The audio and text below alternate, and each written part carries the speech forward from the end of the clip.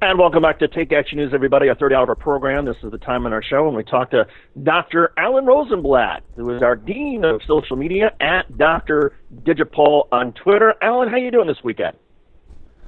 David, Alan's joining us in just a moment, but we're getting him. Your voice didn't sound quite like Alan. By the way, while we're getting Alan technical issues all worked out with Alan, reminder, folks, that if you've missed any part of the show or you want to catch Alan Rosenblatt's previous videos, and he's got some great ones on social media, you can sign up to our YouTube channel in which the videos will be delivered to your inbox. One click, and they're delivered to you. Go to YouTube, Take Action News TV. It's really easy, and then all the videos get delivered to you.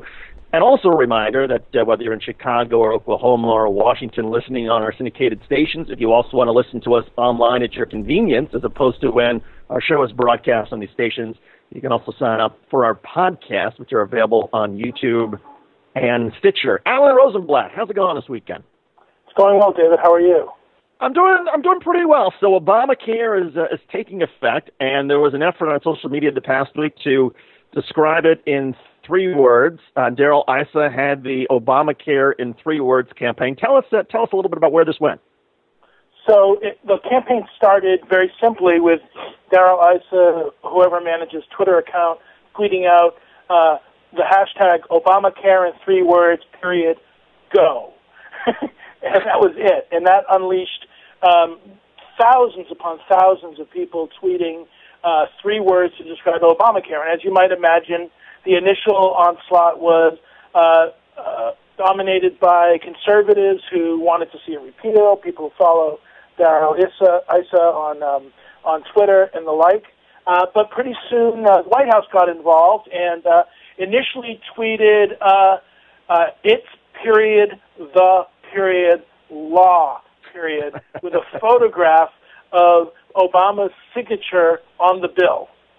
And that prompted Speaker Boehner to tweet in response, arrogance of power, with an arrow pointing at the retweet of Obama's "It's the Law" tweet.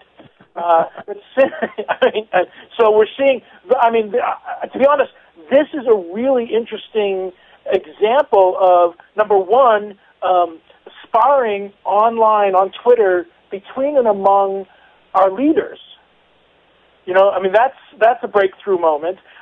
Also, it is clearly an example of the Obama White House practicing the denial of hashtag strategy that I've talked about frequently on our show that I developed several years ago. So it feels good to see it happening out there. I jumped in, of course, and there were several other people. Nancy Pelosi got involved in it, and of course, every time a member of Congress or elected official or somebody from the administration jumped into the fray with their tweet, immediately there were detractors that jumped on, criticizing them, and supporters retweeting them like crazy. Kathleen Sebelius got involved in it. It just up and down the line. It was pretty interesting to see.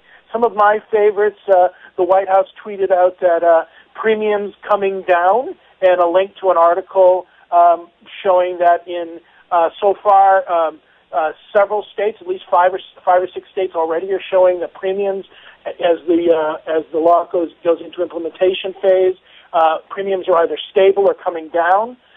There is some sense that some of the less regulated states premiums will go up, which I think is a good indication that we need to have good regulations rather than free market in this case, because this is a public good. And but it's been really interesting to see the dynamic. I mean, it's a rather long hashtag, but it's calling for only a 3-word response. So I would say that in this case, the long hashtag is actually quite appropriate.